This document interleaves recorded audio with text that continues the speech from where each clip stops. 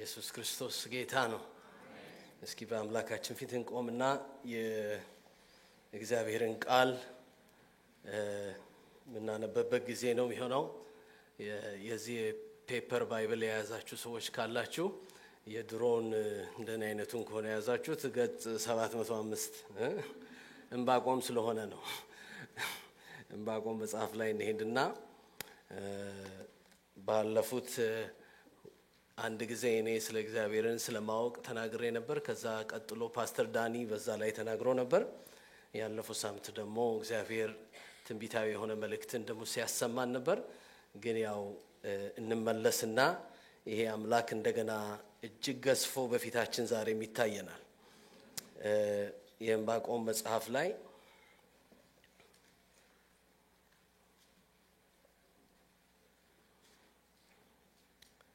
ምዕራፍ 3 ላይ ያለውን ዕንባቆም መጽሐፍ ምዕራፍ 3 ከቁጥር 1 ጀምሮ ያለውን እንመለከታለን። እንደዚህ ይላል። የነቢዩ የዕንባቆም ጸሎት በመዝሙር ሃሌሉያ። ብዙ ነገር ይቻላል ማለት ነው። አቤቱ ዝናህን ሰምቼ ፈራሁ። አቤቱ በዓመታት መካከል ስራህን ፈጽም። በዓመታት መካከል ትታወቅ። በመዓት ጊዜ ምህረትን አስብ።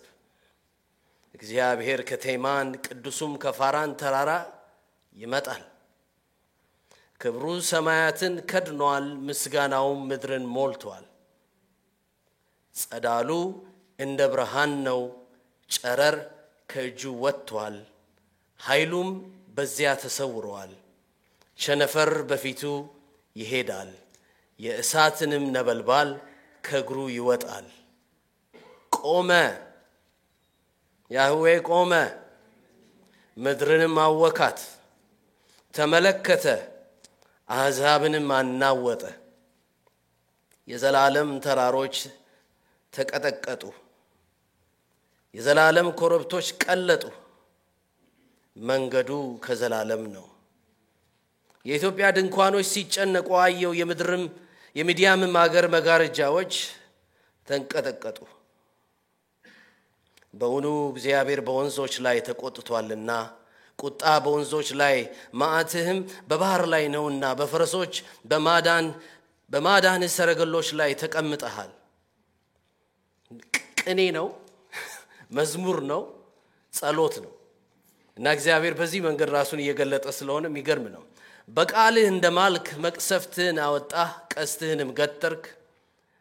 ምድርንም ሰንጥቀህ ፈሳሾችን አወጣህ። ተራሮችም አንተን አይተው ተጨነቁ። የውሃ ሞገድ አልፏል፣ ቀላዩም ድምፁን ሰጥቷል፣ እጁንም ወደ ላይ አንስቷል። ፍላጾች ከወጡበት ብርሃን የተነሳ ከሚንቦገቦገውም ከጦር ጸዳል የተነሳ ፀሐይና ጨረቃ በመኖሪያቸው ቆሙ። በምድር ላይ በመዓት ተራመድህ፣ አሕዛብን በቁጣ አሄድሃቸው። ሕዝብህን ለመታደግ የቀባውንም ለማዳን ወጣህ። የኃጢአተኛውንም ቤት ራስ ቀጠቀጥህ፣ መሠረቱን እስከ አንገቱ ድረስ ገለጥክ። የአለቆች ራስ በገዛ በትራቸው ወጋ፣ እኔን ይበትኑ ዘንድ እንደ አውሎ ንፋስ መጡ። ችግረኛውን በስውር ለመዋጥ ደስታቸው ነው። ፈረሶችህን በባህር በብዙ ውሆች ላይ አስረገጥህ። እኔ ሰምቻለሁ፣ ልቤ ደነገጠብኝ። ከድምፁ የተነሳ ከንፈሮቼ ተንቀጠቀጡ። መንቀጥቀጥ ወደ አጥንቶቼ ውስጥ ገባ። በስፍራዬ ሆኜ ተናወጡ። በሚያስጨንቁን ሕዝብ ላይ እስኪመጣ ድረስ የመከራ ቀን ዝም ብዬ እጠብቃለሁ።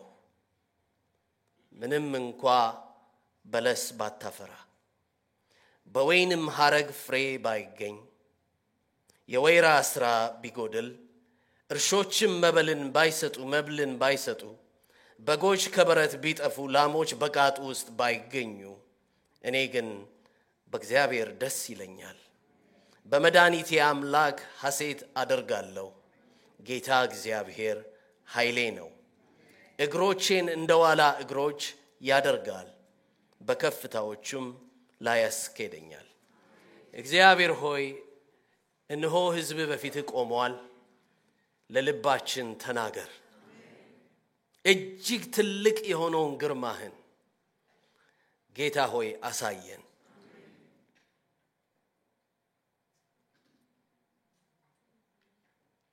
ስለሰማን እናመሰግንሃለን በጌታ በኢየሱስ አሜን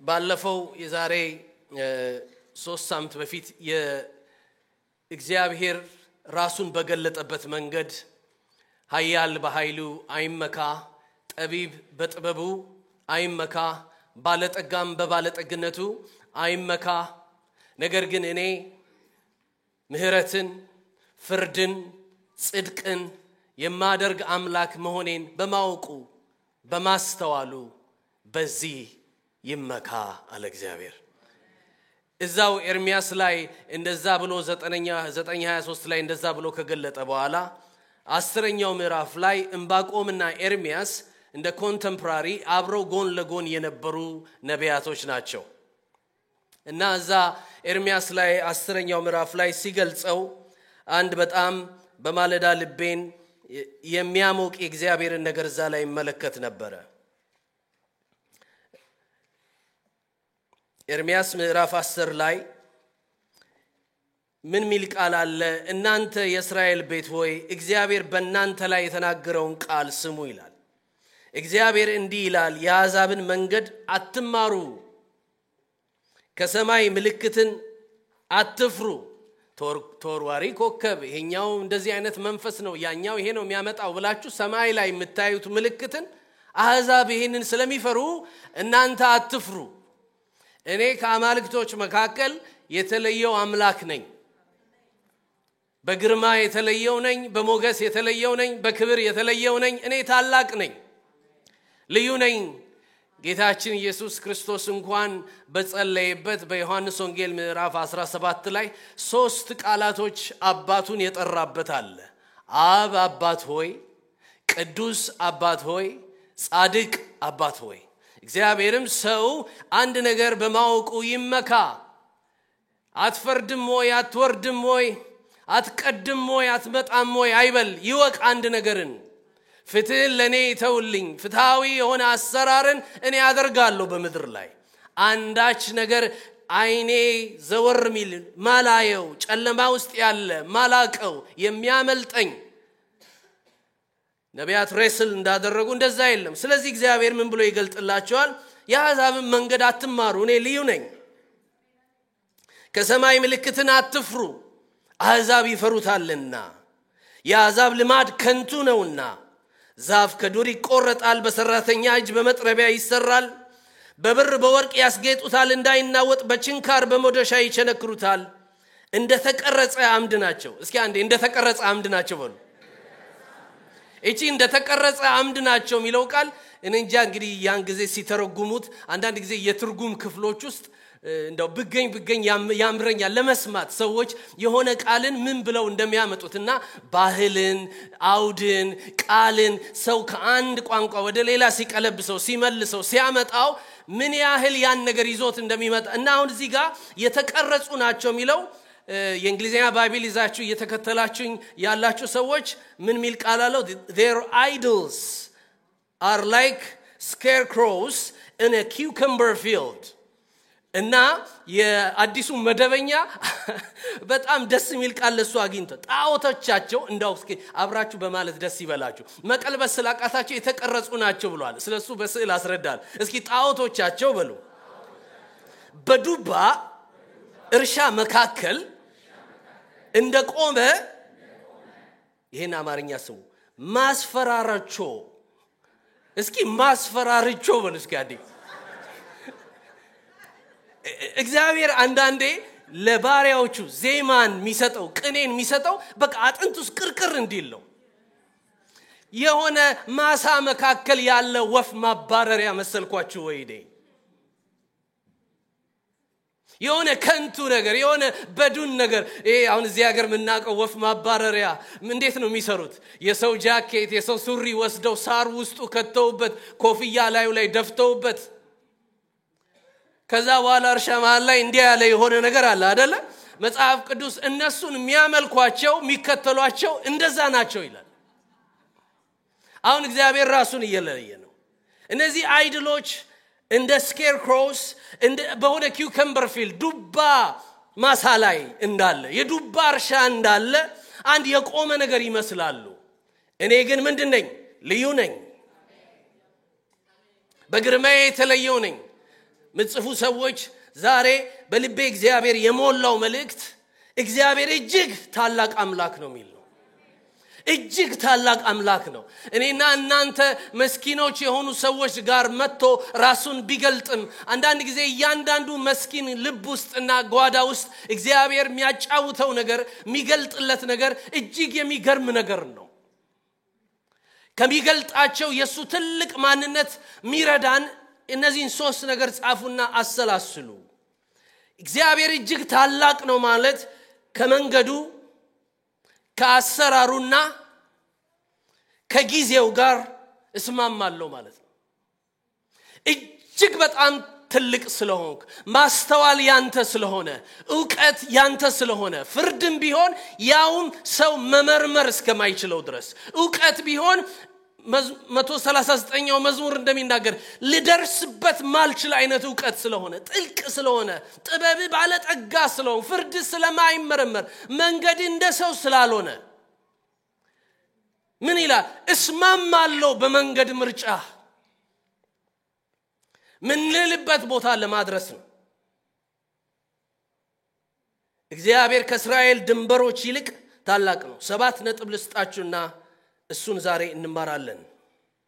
በዕንባቆም መጽሐፍ ላይ ዕንባቆምን ያው ፔፐር ባይብሉን የያዛችሁ ሰዎች እዛው ላይ በቃ 705 ላይ ግልጥ እንዳረጋችሁት ቆዩ።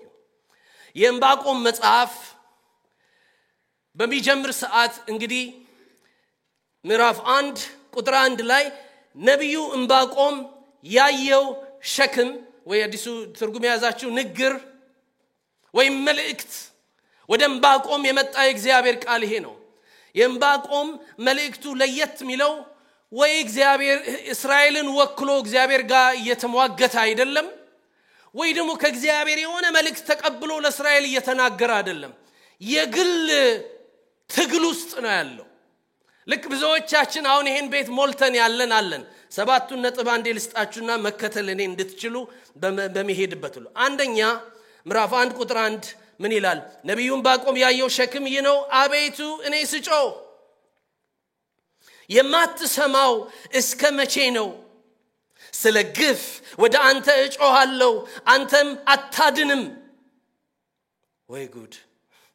እግዚአብሔርን ነው እንደዚህ የሚለው። በደልንስ ስለምን አሳየኸኝ? ጠማምነትንስ ስለምን ትመለከታለህ? ይሄ ከባህሪ ጋር እኮ ይጋጫል። የሆነ ያለው ነገር እንዴት ዝም ብለህ ያየህ ዝም ትላለህ? እንዴት ትመለከታለህ? ጥፋትና ግፍ በፊቴ ነው፣ ጠብና ክርክር ይነሳሉ ይላል። አንደኛ ነጥባችን ዕንባቆም ጥያቄ ውስጥ ያለ ሰው ነው። 7ቱን ፈጠን ብዬ ልስጣችሁና ወደ ማስተማር ይሄዳለሁ።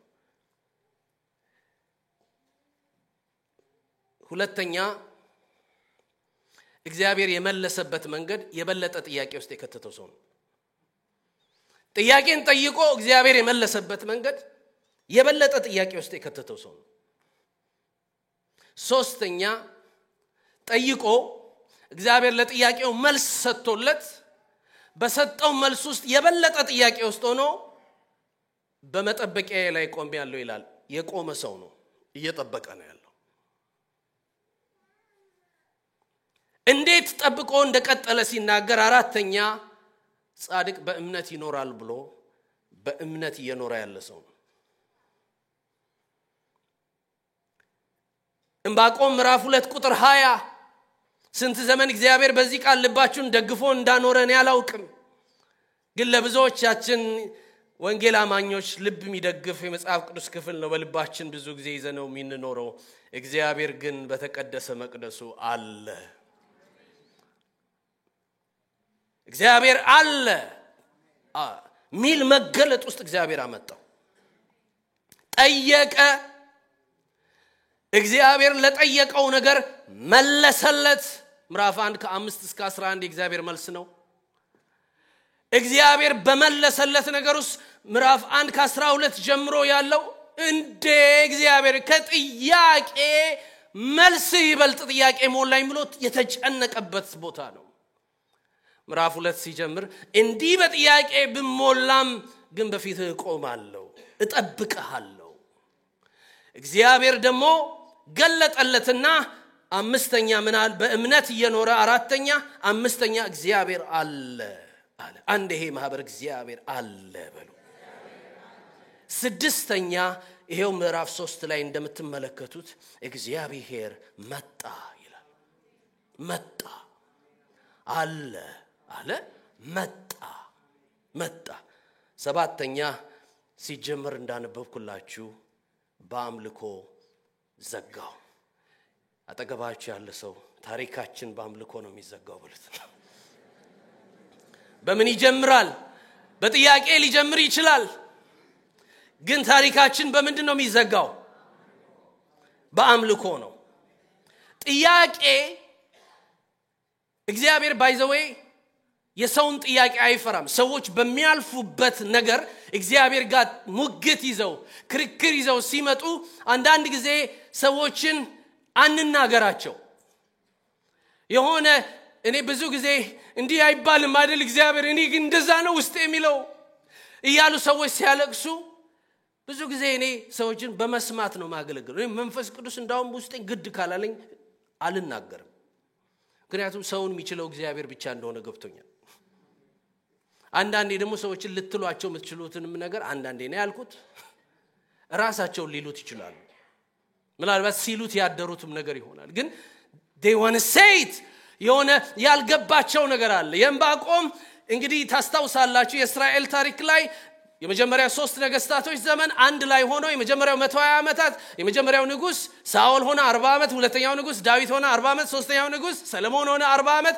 ከዛ በኋላ በሰለሞን ዘመን የሰለሞን ልብ ተከፈለ ልቡ ሲከፈል ቀጥሎ የእስራኤል መንግስት ተከፈለ የሰሜኑ መንግስት ከዛ በኋላ እስራኤል ተባለ የደቡቡ መንግስት ይሁዳ ተባለ የሰሜኑ እስራኤል የተባለውን የመጀመሪያው ንጉስ በዛ ኢዮርብዓም እጅግ ክፉ የሆነ ሰው ይመራው ጀመረ የደቡብ መንግስት ሮብዓም የሰለሞን ልጅ የነበረ እግዚአብሔርንም በቅጡ ያላወቀ ሰው እንዲሁ ሰለሞንም እግዚአብሔርን አውቆት አይደለም ግን እግዚአብሔር ምን አለ ስለ ባሪያዬ ስለ ዳዊት ስል በአንተ ዘመን አይሁን ፍርዴ እንጂ ፍርዴ ወጣለች አትመለስም ስለዚህ የደቡብ መንግስት ይሁዳ ምንለው የሰሜኑ መንግስት እስራኤል ምንለው ሄዱና በደቡብ መንግስት 8 እግዚአብሔርን የሚፈሩ ነገስታቶች ስለነበሯቸው የደቡብ መንግስት ትንሽ ከዛኛው መንግስት ይልቅ የእግዚአብሔር ፍርድ ውስጥ ሳይገባ ቆየ የሰሜኑ መንግስት እስራኤል ምንለው በ722 22 አሶራውያን ከክርስቶስ ልደት በፊት ማለት ነው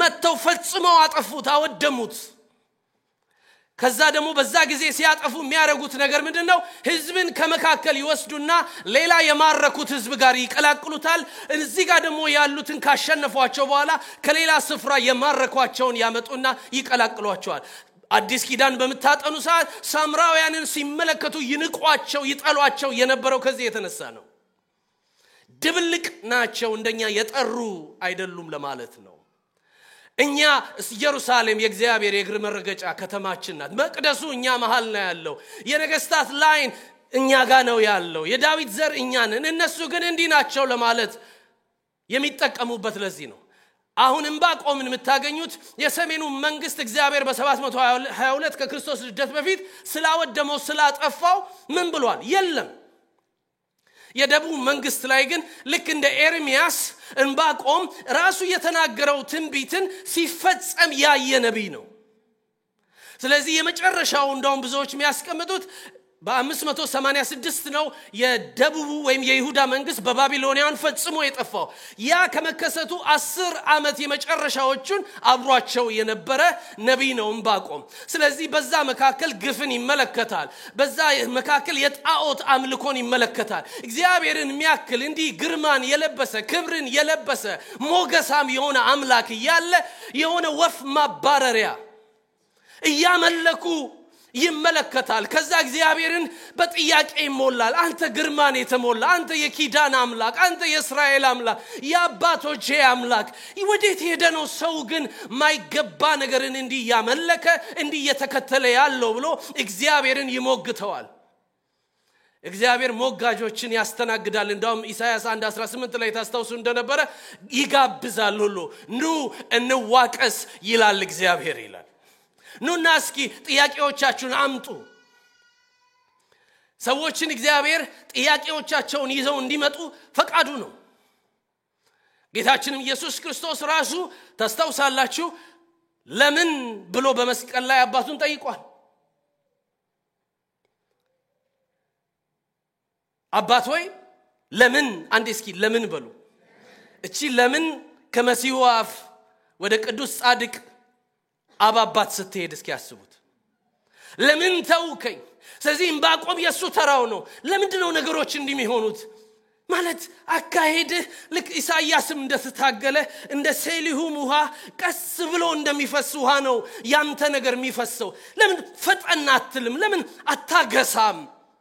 ለምን አትረግጥም? ለምን ቶሎ አትፈርድም? ወይ ደግሞ ኢሳይያስ ላይ 64:1 ላይም እንደተባለው ለምን ሰማያትን ቀደህ አትወርድም? አቤት ሰው እግዚአብሔር ጋር ይሟገታል። ይሄም ነብይ ይሟገታል። አባቶቻችን በሙሉ እንዲህ አይነት ምዕራፍ ነበራቸው። አብርሃም ታስታውሱ እንደነበረ የምድር ሁሉ ዳኛ ደባልቀ ትፈርዳለህ ትክክል የሆነውን አንተ አታደርግምን እያለ ስለ ሰዶምና ጎሞራ ያማልድ ነበር። ዮናስ ችግሩ ከእግዚአብሔር ባህሪ ጋር ነበር። ባህሪው ጋር ይታገላል።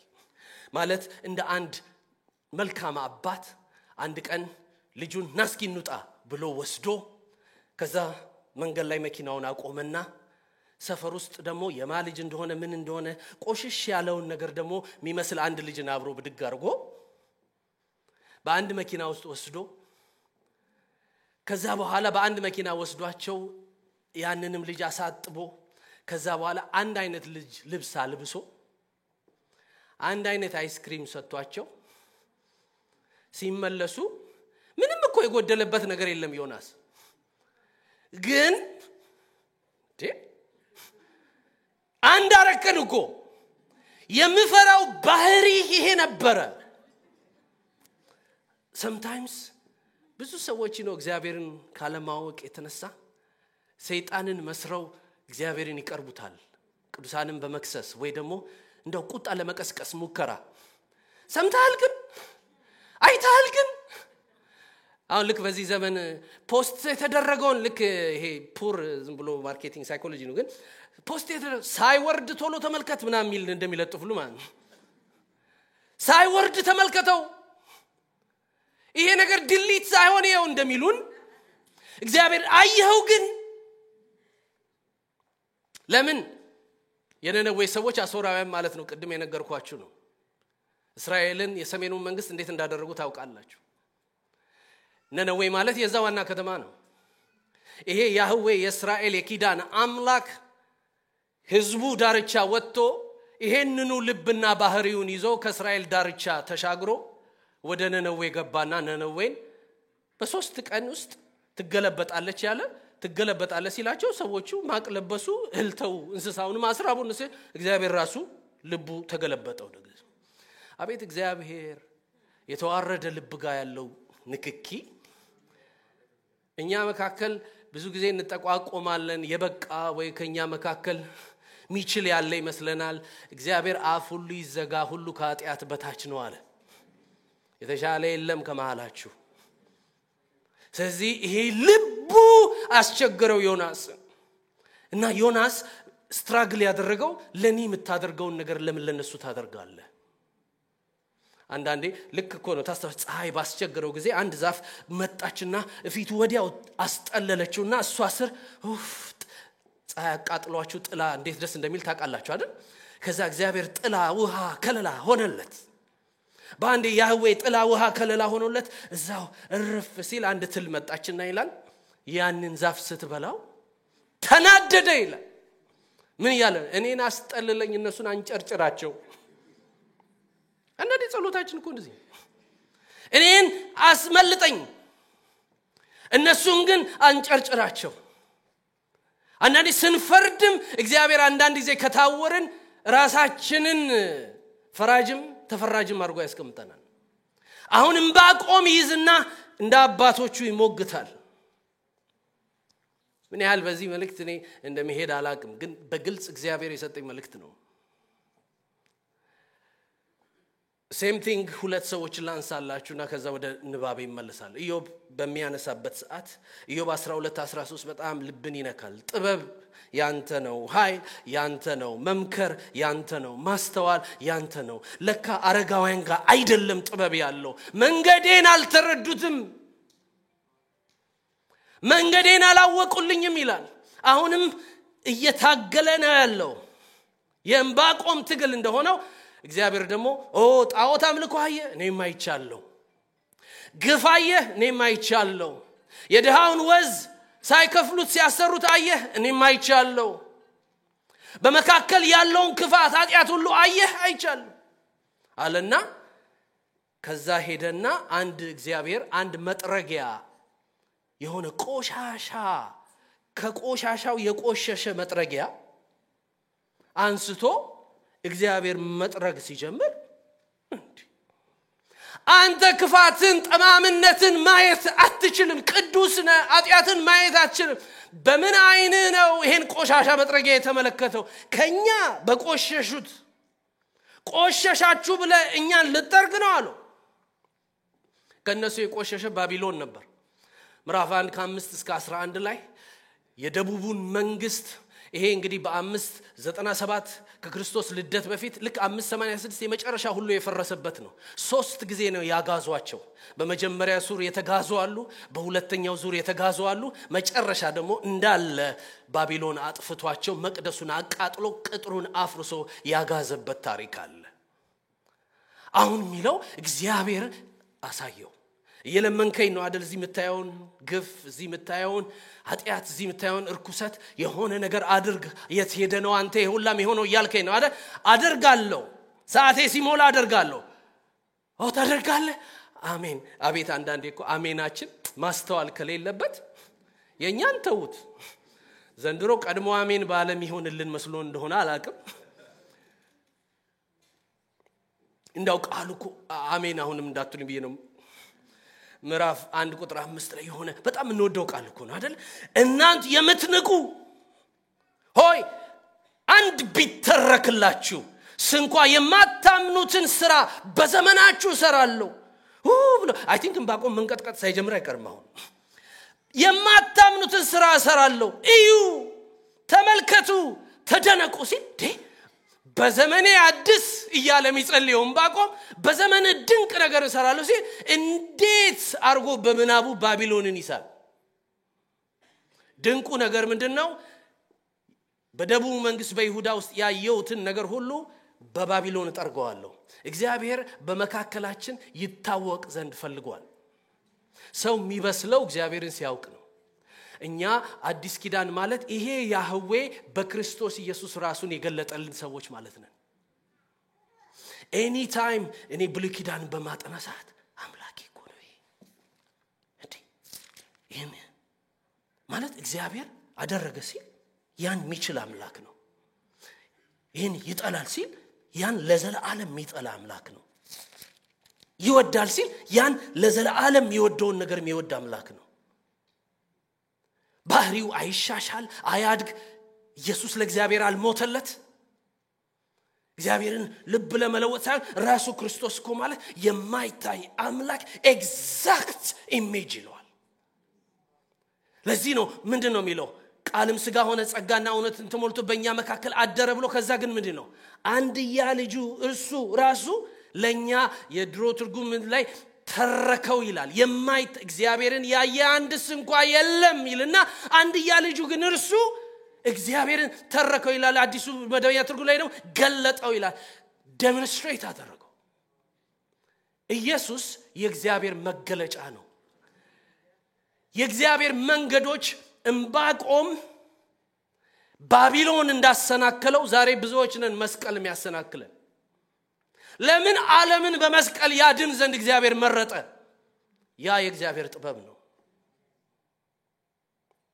ኢዮብም ይሄንን አንስቶ የሚያልፍበት ነገር ታውቃላችሁ በኢዮብ ህይወት ላይ ይሄንን ለወደፊት ጊዜ ቢሰጠን በጣም ያ መጽሐፍ እግዚአብሔር በሚሰጠን ጊዜ እንማራለን ኢዮብ ላይ ሁሉ ነገር የነበረው ሰው ነው እግዚአብሔርን የሚያመልክ ሰው ነው ለልጆቹ መስዋዕት የሚሰዋ ሰው ነው ድንገት እሱ በሌለበት አንድ ሌባ ሲገባ ለሌባው ያህዌ ጠቆመ አንድ የእግዚአብሔር ሰው ባስቀመጠበት መንገድ ባስቀምጥላችሁ ኒው ቴስተመንት እንትን ላይ አንድ ነገር ልንገራችሁ ልክ ሌባው ሲገባ ያንን አልማዝ አይተዋል አለ እና አንዳንዴ እንደው ኢዮብ መጽሐፈ ኢዮብን ሲያነብ ምን ይሆን የሚሰማው ብላችሁ አስባችሁ ታውቃል አሁን ኢን ኢተርኒቲ ውስጥ ሌባው ገባ ከዛ ኮንቨርሴሽኑን ስታርት ያደረገው እግዚአብሔር ነው ያን አልማዝ አይተዋል አለ ከዛ በኋላ አለ ዲያብሎስ ሱንማ በቀን መግቢያ የለኝ በሌሊት መግቢያ የለኝ በልጅ መግቢያ የለኝ በንብረት መግቢያ የለኝ በጤና መግቢያ የለኝ በሚስት መግቢያ የለኝ ቀጥረኸዋል የተጠበቀ ቤት እንጂ ያምልኮ ቤት አይደለም አለ አይ ሰይጣን ክፋቱ ያልተነካ ግልግል ያቃል እንደሚባለው ያልተነካ ቤት እንጂ የምትመለክበት ቤት አይደለም ከሳሽ አይደል ዲያብሎስ እስኪ አንድ እግዚአብሔር ይገስጽ በሉት አልተነካም ያ ቤት ከዛ እግዚአብሔር ደግሞ የምድር ሁሉ ዳኛ ኃይል የሱ ነው በሉ እንደው ከልባችሁ በህይወታችሁ ባላችሁ ጥያቄ ውስጥ remember God is speaking to you እስኪ ኃይል የእግዚአብሔር ነው በሉ ምክር የእግዚአብሔር ነው ማስተዋል የእግዚአብሔር ነው ጥበብ የእግዚአብሔር ነው አሁን የእግዚአብሔር ኃይልን የእግዚአብሔር ጥበብን የእግዚአብሔር ምክርን እንዴት አድርጎ ኢዮብየው ከዛ እግዚአብሔር ግን ሁሉን ንካ አለው አንዳንዴ ሁሉን ንካ ሲል ብዙ ሚጨናንቃቸው ሰዎች አሉ ለምን እንደሆነ አላውቅም እኔ መጽሐፍ ቅዱስን በትክክል ካነበብኩ ማን ያላስነካው አለ የሱ የሆነ ማለት መጥምቁ ዮሐንስ ነው አንገቱን ጌታችን ነው መስቀል ላይ ጳውሎስ ነው አንገቱን እስጢፋኖስ ነው በድንጋይ ያውም የእስጢፋኖስማ እንደው እግዚአብሔር መገለጡን ይስጣችሁ እንጂ መጽሐፍ ቅዱስ ሲናገር የእግዚአብሔር ክብር ኢየሱስ ክርስቶስ በሰማይ ቆሞ ይላል አሁን አንድ ደና ብረት መዝጊያ የሆነ ወንድም ቢኖርሽ አብረ ሱቅ ብትላኪ እሱ ፊት ይዞ አንዱ ቢያንከባለልሽ አፈር ላይ ከዛ እሱ ምንም ልብሱ ሳይነካ ቤት ቢመጣ ከዛ አባት እናት አለ ምን ሆንኩና ሲባል እሱ ቆሞ ነው ያስመታኝ ስትል እስጢፋኖስ እሱ ቆሞ ነው ያስደበደበኝ የለም ምን ይላል እዛ አብቀኝ የቆሞ ውስጥ ያለ መንፈስ ውስጡ ስለገባ የመስቀል መገለጥ ውስጡ ስለገባ ልክ ልጁ በመስቀል ያለው ቃል ከአፉ ወጣ አባቶ የሚያደርጉትን አያውቁምና ይቅር በላቸው of course የኛ ትውልድ አንተ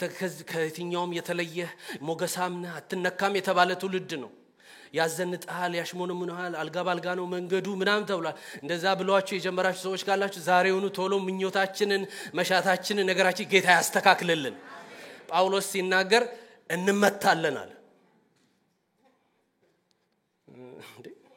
አላለም ከዛ በኋላ እንወድቃለን አለ እንዴ ከዛ አንንኮታኮትም እሱን ልንገራችሁ አንጠፋም እንገፋለን አለ ማለት አንዳንድ ጥቅሶች አሉ እግዚአብሔር እንደፈቀደ እኮ ነው የሚያደርገው አሁን ለምሳሌ እኔ አንድ ጊዜ አንድ የሆነ ቦታ ላይ ልጅ ያለው ይሄን ጥቅስ አሁን አናግሮኝ ያቀር በዛለ ግን ለምሳሌ ልክ ያዙት ብሎ ያ ንጉስ ኢዮርባ የሚባል ጠማማ ልብ ያለው እጁን ሲዘረጋ እጁ ደረቀች ነው ይላል እንደዚህ አይነት ጥቅሶች ነው የምንወደው ድሮ የታድሶቹ እንዳውም በቅርብ ቀን የሆነ ከተማ ሄጄ ዛሬ 28 ዓመት አዲስ አገለግላቸው የነበሩ እዚህ መንኬት ወይ ማገለግላቸው ወጣቶች ለካ አንዳንዶቹ ለካ የእነሱ ልጆች ናቸው። እዛ ሰፈር አንድ ጊዜ ሲሄድ ለማገልገል ገና ትኩስ እንደፈለሱ ነው ከስጢፋኖስ ማህበር ነው የመጡና እዛ ከፊት ቆመው አንዱ ምን ይላል እኛ እንደ ጴንጤዎች ይላል እግሩ ሁሉ ሁለንተናው እንደዚህ የሚል እየተደበደብን ወንጌል አንሰብክም ሞገሱ በእኛ ላይ ነው ይላል። ያው እግዚአብሔር አንዳንድ ጊዜ ጥጋ ሲዞ መምህር ህይወትን መከራውን ይፈቅድና ጠበቅ ላላ ያደረገ ያንበረከከ ያቆመ ያስተካክለናል። አሁን ከነሱ መሃል እንደዛ ሚል የለም። እንዳውም ሳገኛቸው አሁን ጭራሽ ወንጌል ባልተሰበከበት የሚሰብኩ ቤተክርስቲያን የሚተክሉ ስንት አይነት መከራ የሚቀበሉ ሆነዋል። ለምን አሳያቸው ጌታ። ኢዮብም በቃ ያልተነካን ሰው እግዚአብሔር እየተነኩ የተቀባበሉት እኛ ጋር አሁን የቤተክርስቲያን ነገር እኛ ጋር የመጣው ዮሐንስ ታርዶ ለኢየሱስ አቀበለው ኢየሱስ ተሰቅሎ ለ12ቱ አቀበላቸው ከ12ቱ 11ዱ ከይሁዳ ካደ ከዛ በኋላ ራሱን አንቆ ገደለ ይላል። ኢየሱስ ደስ ማይል ሆዱ አንጀቱ ተዘርግፎ ምናም ሞተ ብሎ ይነግራል። ከዛ ደግሞ ዮሐንስ አንድ ናቹራል ዴዝ ሲሞት 10 እንዳውም ከዛ የተሾመውን ማቲያስ ከጨመራቸው 11ዱ አንዱ በቀስት አንዱ በሰይፍ አንዱ በመጋዝ አንዱ አለቁ። እነ ጴጥሮስ ተገልብጠው እስኪ ተቀባበሉት። ሲቀባበሉት ምን ነበር የሚሆነው? የሆነ ህይወታቸው በጣም ትልቁ ነገር አልነበረም በህይወታቸው ላይ። በእነሱ ህይወት ውስጥ በጣም ትልቅ የነበረው ነገር ምን እንደሆነ ታውቃላችሁ? አንድ ሙስሊም የነበረ ነቢል ከራሽን ብዙዎቻችሁ አይታችሁት ይሆናል። ወደ ክርስትና ሲመጣ ሙስሊሞቹ ያስረዱት አንድ የገረመው ነገር እኛ አሉት ክርስቲያኖቹን ስናያቸው አሉ ትልቅ ሰርክል እንደዚህ በቾክ ብላክ ቦርድ ላይ ተስሎ ሳሉለትና መሃሉ ላይ አንድ ትንሽ የነጥብ አረጉና እኛ ብዙ ምናያቸው ክርስቲያኖች ህይወታቸው እንዲህ ትልቅ ነው እምነት ለነሱ ነጥቧ ናት አሉ። እኛ ግን በእስልምና እምነታችን እንዲህ ነው አለው እና ህይወታችን እንደ ነጥብ ናት አሉ። አሁን ለምሳሌ ነፍሴ በእኔ ዘንድ አትከብርም ሲል ጳውሎስ ከነፍስ የከበረ ነገር ገለጠለት። እየሰማችሁት ነው? በቃ እግዚአብሔር ሚሽነሪዎችን ከኛ መሃል ይልክ ዘንድ እግዚአብሔር ትክክለኛ የሆነ ልመና ትክክለኛ የሆነ ድምጽ ያሰማን ዘንድ አረ ኢየሱስ ጌታ ነው።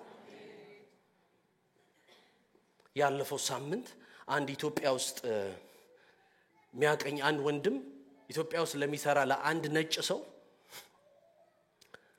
ስለኔ ነግረውና ነጩ ደግሞ ለአባቱ ደውሎ ዴንቨር 37 ዓመት አገልግሎ ጡረታ ይወጣ አንድ ጊዜ እግዚአብሔር ፈቅድ በእግዚአብሔር ጊዜ ታዩታላችሁ ይንሰው ለሱ ደውሎ ወደ ሚኒሶታ አካባቢ ወደዛ ሚድዌስት እንትን ላይ ከሄድክ አግኘው ብሎ ስለኔ ልጁ ይነግረዋል። አያቀኝም እሱም አባትየው ከዴንቨር በሮ መጥቶ ያለፈው ቅዳሜ አብረን አሳለፍን። ቅዳሜ ወራር አንዱ ቀን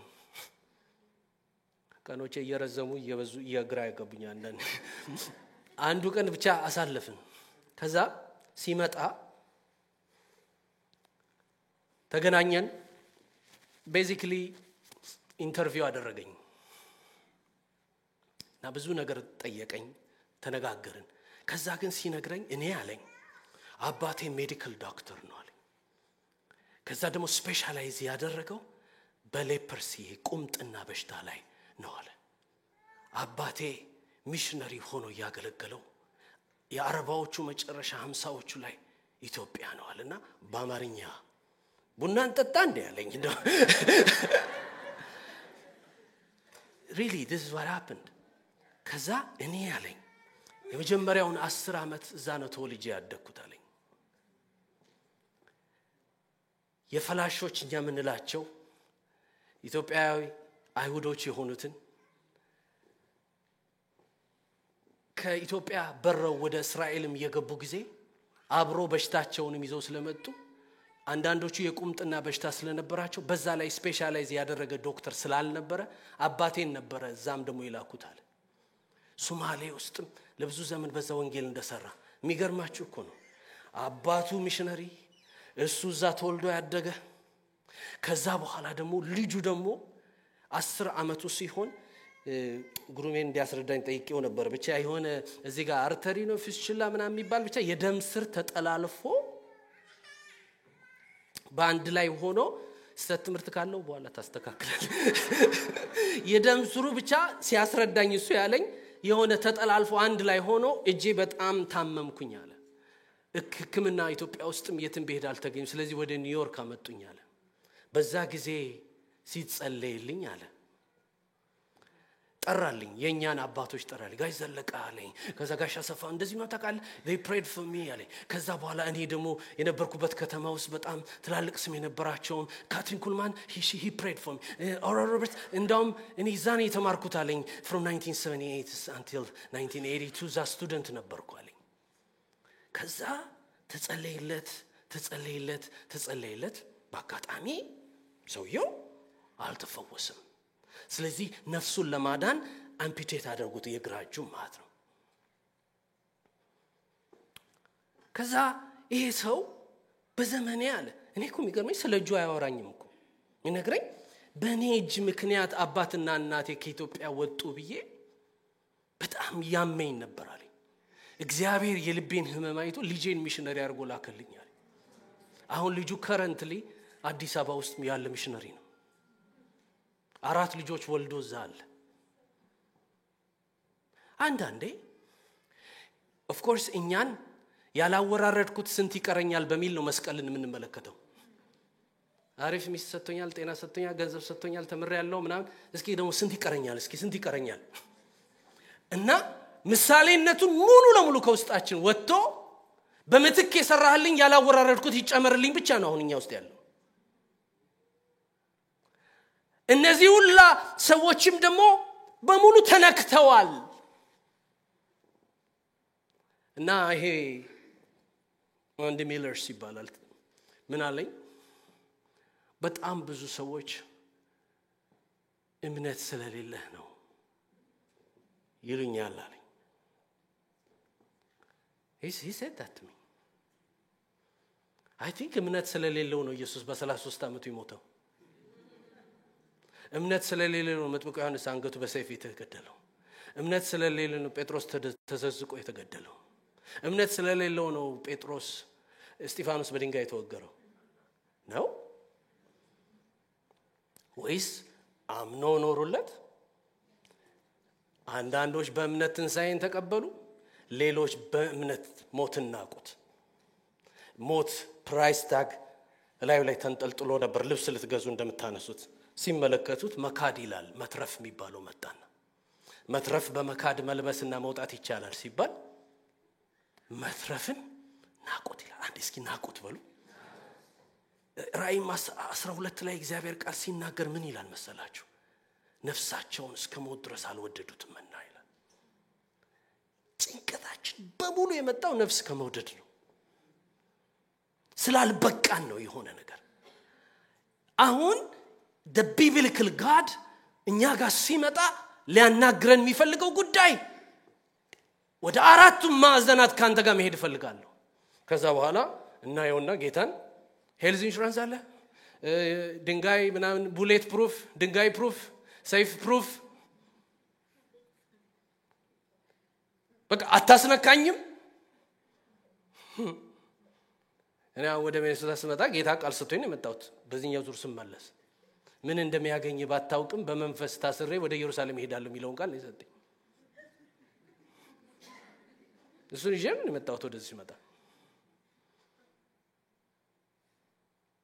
የኔና የናንተ ህይወት እኮ በቃ ሚለካው ለእግዚአብሔር ባመጣው ክብር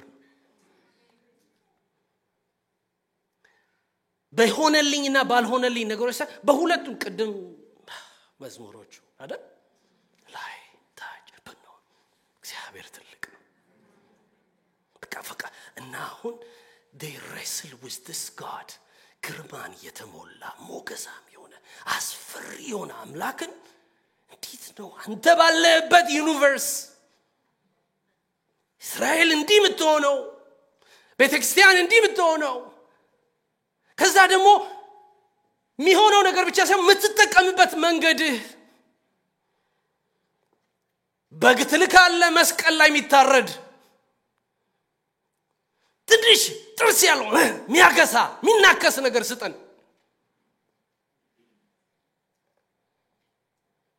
ቅደደው ሰማዩ ወረድ። ስለዚህ ኢዮብ በሰላም በተቀመጠበት እግዚአብሔር ጠቆመው። ከዛ በኋላ እግዚአብሔር በቃ ከግሎሪው አኳያ ህይወት ማለት አንድ ነገር ልንገራችሁ ምን ያህል ክብር ለእግዚአብሔር አመጣ ነው። this is life really አይዟችሁ ፈራም አልፈራም እኮ አይቀርልህም ማለት መዝሙረኛው እኮ ሲናገር ምን አለ አንድ የመዝሙር ያለ ቃል አይደል ወዴት ይሄዳለው ቆይ እሺ ከመንፈስ ወዴት ይሄዳለው ከፊት ወዴት ይሸሻለው እሺ ልሽሽ ብል ወዴት ይሸሻለው ይሁዳ ካደ ቢክድ የት ሄደ ታነቀ ሆዱ ተተርትሮ አንጀቱ ሞተ በፈራና ልሽሽ ብል ምን መሄጃ አለኝ ከመንፈስ ወዴት ይሄዳለው ከፊት ወዴት ይሸሻለው ወደ ሰማይ ብወጣ አንተ በዚያ አለ ወደ ሲኦል ብወርድ በዚያ አለ እንደ ንስር የንጋት ክንፍ ብወስድ እስከ ባህር መጨረሻ ብበርር በዚያ እጅህ ትመራኛለች ቀኝህም ትይዘኛለች በውኑ ጨለማ ትሸፍነኛለች ብል ለሊት በዙሪያዬ ብርሃን ይሆናል ጨለማ በአንተ ዘንድ አይጨልምምና ለሊትም እንደ ቀን ታበራለች እንደ ጨለማም እንዲሁ ብርሃኗ ነው አቤቱ አንተ ኩላሊቴን ፈጥረሃል በእናቴ ሆድ ሰውረኸኛል እስኪ ካንተ ወደ ማሄዳለሁ በሉት ጌታ ወዴት አሁን እንባቆም ጠየቀ ከዛ እግዚአብሔር መልሱን ሲነግረው መልሱ የበለጠ ጥያቄ ውስጥ ከተተው ከዛ ልክ ኢዮብም እንደሆነው ኢዮብ መንገዱ ሲሄደው ታውቃላችሁ ሰይጣን መጣ ንብረት ሄደ በሉ እስኪ ማይሄድ አምላክ ስላለን ስሙ ይባረክ ወፍ ማባረሪያ አይደለም አምላካችን የሆነ እሳት ሲመጣ አብሮ የሚበላ አምላክ አይደለም አብሮ የሚሮጥ አምላክ አይደለም አጠገባችሁ ሞገሳም ነው አምላክ ብሎ የተረጋጋ እንደውም እኮ አሁን ልክ ባቢሎን ሲመጣ ልክ እስራኤል ወንዙ ወደ ኋላ የፈሰሰበትና እስራኤል ባህር የተከፈለበትን ነው እኮ እዚህ ጋር በቅኔ የሚገልጸው ሶስተኛ ምዕራፍ ላይ ጎርፉ ላይ ዙፋኑን ሰርተ ዙፋንህን አስቀምጠህ ተቀምጠህበታል አለ አለመናወጥ አለመነካት ያለው እግዚአብሔር ጋር ነው የትኛውም ትዕቢት ማይደርስበት የትኛውም አመጽ ማይደርስበት ከፍ ያለ ዙፋን ላይ he's a cut above us ከጎኑ ማንንም የለ ከበላዩ ማንንም የለም እኩያው የለ ትንሽ ዝቅ ያለ ማንንም የለም he's God all by himself ፈጣሪያችን ሸክላ ሰሪው የጌታችን ኢየሱስ ክርስቶስ አባትና አምላክ ራሱ በራሱ የኖረ ማንንም ሳይደግፈው ያልተፈጠረ ያልተጀመረ ዘላለማዊ የሆነ አምላክ ማለት ስታመልኩ ፊታችሁ ኑሮ በርበሬ ሽሮ ብቻ እየመጣ እንዳንጸልይ እንዳናመልክ በቃ ይታያችሁ ይሄ ክቡር አምላክ በኔ ህይወት እንዴት ነው ሊከብር ያለው ከብሮብን ነው ታሪክ የሚዘጋው መቼም አሁንም አሜን ይያልን ነው ግን ምን ማለት እንደሆነም ጌታ ያስረዳን አንዳንድ ሰው ከብሮብን ሲባልም እኮ ይሄ ሚሽነሪ ሆነ መላክ አለብን ምናም ቢባል አሁን እዚህ ምንድነው ወዲያው የሚመጣው አምሯችን በቃ ጌታው የግል አውሮፕላን ስጠኝና ከዛ የኔ አውሮፕላን ጥላ ያረፈበት ከተማ በሙሉ ፈርስት ክላስ ላይ እኔ እንደዚህ ያለው ንስሐ ይግባ ሃሌሉያ በቃ እንደዛ አይነት ትውልድ ያፈራን ነው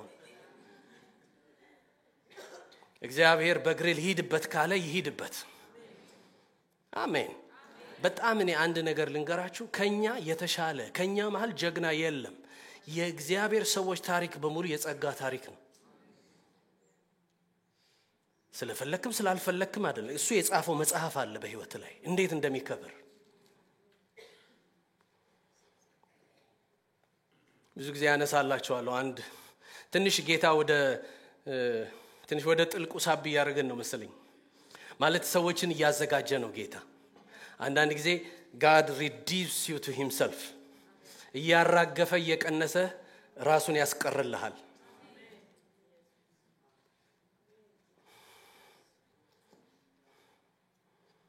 እና ባለፈው አንስቻለሁ ይሄ ሌፐርስ ሚሽነሪ እንዳነሳውላችሁ በዚህ ሳውዝ አሜሪካ ደግሞ ሌላው ይሄደ ነግሬያቸዋለሁ በሞተ ጊዜ አንድ ቀን ሻይ እንደዚህ ያፈላ ፈሰሰበት እግሩ ላይና እግሩ ላይ ሲፈስ አልታወቀውም ከዛ የሚያገለግላቸው ለካ ሌፐርሲ እሱ ጋር እንደመጣ አወቀ መጨረሻ ላይ ታመመና ይሄልኛው ሌላ ነው አንድ አይነት ሌፐርሲ ስላልኩ አንድ አይነት ሰው እንዳይመስላችሁ የሳውዝ አሜሪካ ያኛው ኢትዮጵያ ነው እና ይሄኛው እንደዛ ሲፈስበት አወቀ ሞተ በሞተ ጊዜ ሊቀበር ሲል ሚሽነሪ ስለነበር ወደ ሀገሩ ሊወስዱት ሲል ህዝቡ እንደዚህ አለ ጠየቀ እጆቹ እኛን ነክተውናልና እጁ እኛ ጋር ይቀበርልናል አደረጉላቸው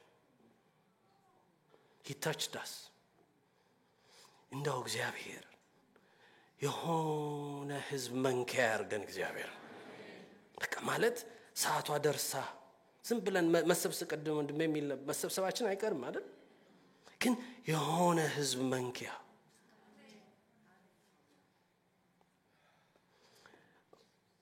ብዙ ጊዜ ፕሮግራሞቻችን የእግዚአብሔር እጅ በህይወታችሁ ላይ ቢመጣ ይሄ ትውልድ ሱሪያችሁ ከቦ ጸጋውን ሱቅ እንክፈትበት ምክር ነው የሚገርም ደግሞ እዚህ ጋር የሚያሳክከኝ ነገር መጥቷል ለሱ ደግሞ እዛ ጋር ለወደፊትም እንዳያመኝ እስኪ ቃል አውጣበት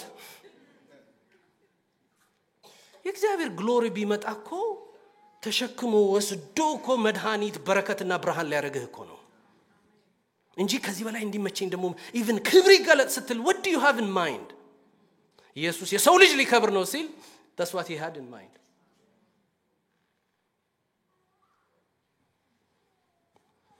የአንድ ሚሽነሪ ታሪክ ሊጨምርላችሁ በጣም ብዙ አመት የኔ ሂሮዎች በህይወቴ እንትመላቸው ሚሽነሪዎች ስለሆኑ I always like to read about them ትንሽ ያሰክኑኛል አንዳንዴ ይሄ ዋጋ ከፈልኩ ምናምን ብላችሁ ልባችሁ የሚጠፋ ሰው ካለ እንደው ደናዎችን አንብቡ ትሽ ጫጫጫ ያርጉና ይሰክናል ውስጥ ወዲያው ይሄ ደፈረሰው ሁሉ ይጠራል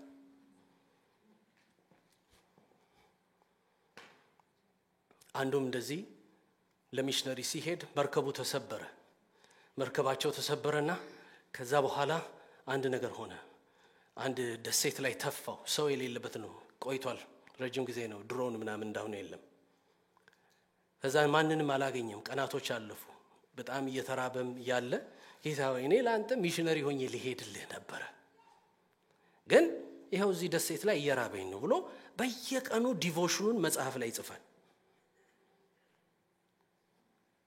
እና የመጨረሻ ቀን የሞተለታ ይጻፈው ዲቮሽን ምን ይላል በቃ ብዙዎች ይራባሉ መዝሙረ ዳዊት ላይ ያለቃል ነው እኔ ግን በክብር ጠግባለሁ ሚል የእግዚአብሔር ዓላማ ይሄን ሳይሆን በምን መንገድ ሚሽነሪ ሊያደርገው ነበር እቺ የጻፋትን መጽሐፍ አስገኝቶ በመድር ሁሉ አሳትሞ በኢንተርኔትም በምን አብዝቶ የብዙዎችን ሚሽነሪ ህይወት መቀስቀሻ ሊያደርገው ነበር የእግዚአብሔር ፕላን በዛው ላይ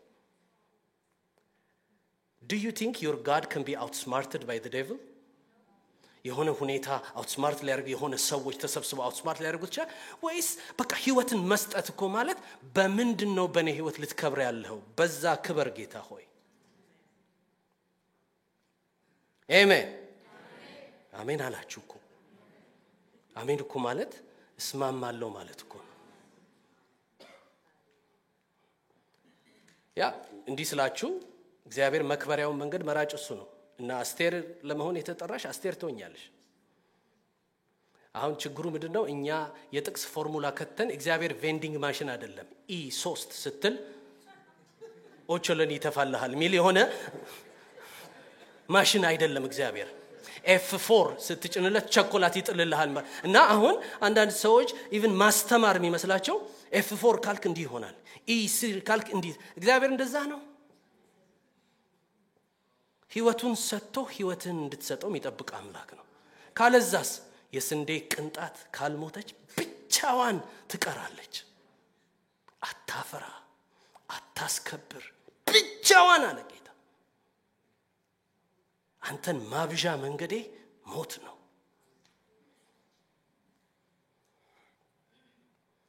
አባቶች ይሄ ስለገባቸው ነው ሲያስነካቸው አይደናገሩም የውጭ ሰውነታቸው ቢጠፋ እለት በእለት ውስጣቸው ይታደሳል ለዚህ ነው አንደኛ ቆሮንቶስ 15 ዕለት ሞታለሁ ይላል። ስለዚህ ልክ እንደዚሁ ዕንባቆምም ጌታ ሆይ እስራኤልን አጽዳ ብልህ ደቡቡን የይሁዳ መንግስት ማለት ነው አጽዳ ብልህ ይሄ መንገድ አንድ ጥያቄ ነበረኝ፣ ሁለት መልስ ጥያቄ ፈጠረብኝ፣ ሶስት ምን ላርግ ሲል ምዕራፍ 2 ቁጥር 1 በመጠባበቂያዬ ላይ በስፍራዬ ግን እቆማለሁ። እስኪ አንዴ እቆማለሁ በሉ። You are God and I am not. በእኔ አገልግሎት ውስጥ እኔ አይደለሁም መወስነው እንዴት እንደምትከብር አንተ ነህ። እቆማለሁ አለ። ቁጥር 4 ላይ ቶሎ ልሂድ እዛው ላይ እንድትመለከቱት። ምዕራፍ 2 ላይ ምን ይላል? ቁጥር 4 እግዚአብሔር አንዳንዴ እነዚህ ጥቅሶች በሙሉ በማይለው መንገድ ስለተማርን እኛ እኮ እግዚአብሔር it is really harder to unlearn than learning። ጥምም ያለ ነገርን ከመማር አንድ አሁን እኔ ቤቴ ፊት ለፊት አንድ ዛፍ አለች። ቤቱን ስገዛ ከችግኝ ትንሽ አደግ ብላ እቺን ታክል ነበር እና እኔ የቤቴ ውስጥ ካለ ቢሮ ውስጥ እንደዚህ ወደ ስመለከት እንዲች አርጓታል። ከዛ አንድ ብረት ከዙሪያው ተከልኩና ይባቄላ ያደረ እንደሆነ ምን አይልም ይባላል። አንድ ብረት ተከልኩና በገመድ አርጌ ከልጅነቷ አቃናዋት። አንዳንዶቻችን ቀድሞ የገባ ገለባ አለ።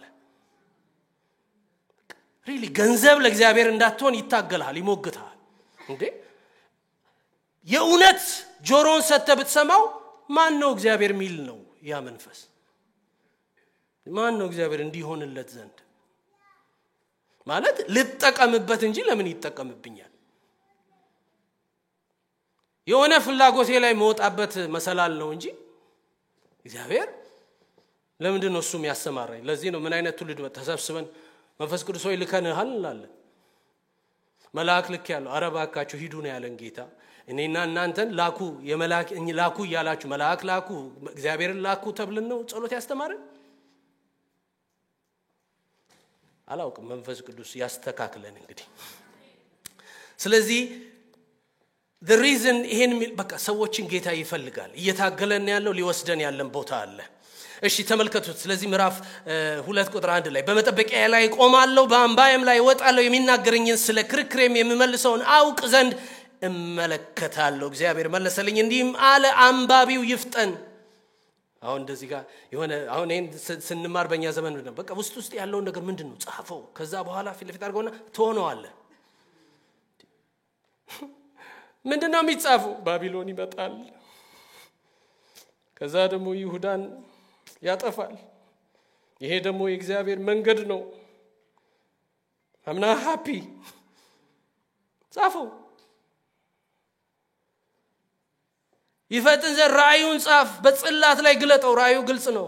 ከ5-11 ተጽፏል። ባቢሎን ይመጣል የተባለው ገና እስከተወሰነ ጊዜ ነው፣ ወደ ፍጻሜው ይቸኩላል። 10 ዓመት ነበር የሚቀረው ባቢሎን ሊመጣ በዛል።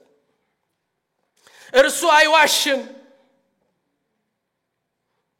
አይፈርድም የተባለው ይፈርዳል ማለት ነው። ቢዘገይም በርግጥ ይመጣል፣ ታገሰው እርሱ አይዘገይም።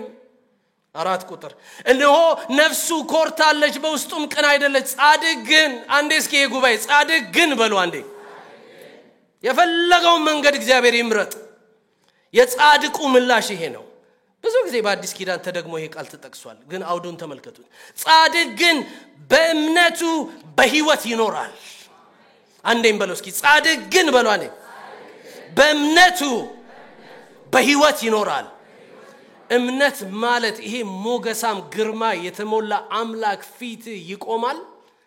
ከዛ በዚህ አምላክ ላይ የማይለወጠው አቋም ነው።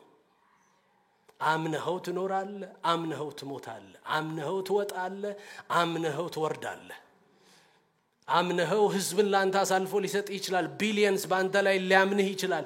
ነፍሳት ይሁኑ ገንዘብ ይሁን ምን እንደገና አምነኸው ደግሞ እንደ አባቶች ልትሰዋ ትችላለህ። አሁን እኛ ዘመን እንደምንለው የትኛው መልአክ አይነት ይምጣልኝ ብለ አንተ መምረጥ አትችልም። ዳንኤልን የአንበሳ ጉድጓድ ውስጥ ገብቶ ምን አደረገው? አንበሳ አፍ ዘግቶ አወጣው። ኢየሱስ ጋር መጣና ጌታ ሆይ እቺ ጽዋ ትለፍ ሲል ነው መልአኩ የወረደው። መጣና አበረታውና ሄደ ይላል። ጳውሎስ ጋር መጣና ሐዋርያ ሥራ 27 ላይ እጁ እንደታሰረ አውርቶት ሄደ። አሁን እኔና እናንተ በኮንኮርዳንስ ይሄን እናጠናና የቱ ነው ፌቨሬት መልአክሽ? ፌቨሬትሽ የቱ ነው? ይሄ የመጣ ያበረታ የሚሄደው እንደገና ማታ የሱ የመሆን የማመልከው ምናም ብሎ አናግሮኝ ነፍሳት ሰጥቻለሁ ብሎኝ ግን ሳይፈታኝ ጥሎ ሄደው ወይስ ያንበሳ ጉድጓድ እንዴ? እኛ እንመርጣለን ወይ? ይሄን እኛ እንችላለን ወይ? ወይስ ፈቃጅ አለ? በቃ I want you to submit to God። ዛሬ ጌታ ይሄንን ነው የሚላችሁ፣ ለእግዚአብሔር ተገዙ። እንባቆም አለ ጠየቅኩ መለስክልኝ። መልስ የበለጠ ጥያቄ ቀሰቀሰብኝ፣ አልገባኝም። እፊት ቆምኩ። ውሳኔ ግን አንድ ነገር ነው፣ በእምነት እኖራለሁ። እምነትም ማለት ነው ብኖር በሞት ብታድነኝ ባታድነኝ አመልክሃለሁ። ከዚህ ሚነድ እሳት እግዚአብሔር ያድነናል። ባያድነንም ግን አንሰግድም። ክህደት አይሰገድልህም። ሽሮ በርበሬ አይሰገድልህም። እግዚአብሔር ፍትሃዊ ነገርን አላደረክም ብዬ ኩርፊያ አይሰገድልህም። እንደሚሉት ክህደት እኮ እምነትህንና ተስፋህን ይቀማሃል እንጂ መከራን አይወስድልህም። እሱ ወጀብ ውስጥ አብሮ የሚገባ፣ ጨለማ ውስጥ አብሮ የሚገባ፣ የአንበሳ ጉድጓድ ውስጥ አብሮ የሚገባ፣ ብቸኝነት ውስጥ አብሮ የሚገባ፣ የሌሊት የቀን የጓዳ የአደባባይ አምላክ። እምነት ማለት ፊት በግርማው ይሄ አምላክ ተደቅኗል። እስኪ ግርማ በሉ አንዴ፣ በሉት እስኪ አንዴ። እግዚአብሔር ምን አይነት አምላክ ነው? ግርማን የተሞላ። ግርማ የሚለውን ቃል አንድ ቃል ልንገራችሁና ስለዚህ እምነት ካስታወስኩት እግዚአብሔር በዛ ውስጥ ልባችን ይደግፋል ብዬ አምናለሁ። አሜን ሃሌሉያ። እግዚአብሔር ትልቅ ነው። ግርማ ማለት የተከበረ፣ የላቀ፣ የተፈራ፣ የተለየ፣ ሞገሳም፣ ሳር ውስጡ የገባ ሱሪና ሹራብ ያልሆነ፣ ነፍስህን ብትሰጠው። ፍቅር ስለያዛቸው ሰዎች አንድ ሶሻል ሳይኮሎጂ ላይ አንድ ጥናት ተጠንቶ ለወደዱት ሰው ትሞችለታለሽ ሲባሉ ይሄ ፍቅር እዚህ ጋር ድንዝዝ ጭንቅላት የሚያደርገው ነገር ማለት ነው፣ ሳይንቲፊካሊ ማለት ነው። እንደዚህ ጭምድድ አድርጎ ጀጅመንትን ክራውድ ቢያደርገው ስሜት እና ሪሰርቹ ላይ እንዴት እዚህ ይለኛል፣ ጨዋ ቀቢኝ ጠረጴዛ ላይ የተባሉ ነው የሚመስሉት መልስ ሲሰጡ ይላል። ማለት really their life means absolutely nothing to them። እንዴ ሞትለታለሁ ይላል ተጨምድደው። ይሄ ሞገሳም አምላክማ ፊትህ እኮ ሲሆን አባቶች ምን አሉ? አንሰግድም። ይኖርለታል። እንደሞትለት ፈቃዱም ከሆነ ደግሞ እሞትለታለሁ። ሺህ ሞት ከሞትንለት በኋላ 1001ኛው ላይ ደግሞ በስጋም መሞት መስዋዕት መሆን ከሆነ ደግሞ እንሰዋለታለን። ሕያው ሰማዕት ሆነ ትኖርለታለህ። ከዛ መጨረሻ ላይ ደግሞ በስጋ መስዋዕት ከሆነ ሰማዕት መሆን ካለበት ሆናል። እግዚአብሔር ታላቅ አምላክ ነው። እየሰማችሁ ነው? ምንም የትም እንደማልደርስ ስለገባኝ አሁን በቃ ልቆም ነው። ግን 3-4 ሄደናል አይደል? ስለሚቀጥለው እሁድ እግዚአብሔር ይመስገን በተቀበች ባንድና ወርሺፕ ቲም ኖልኝና እናንተ እስኪ እንቆማለን በእግዚአብሔር ፊትና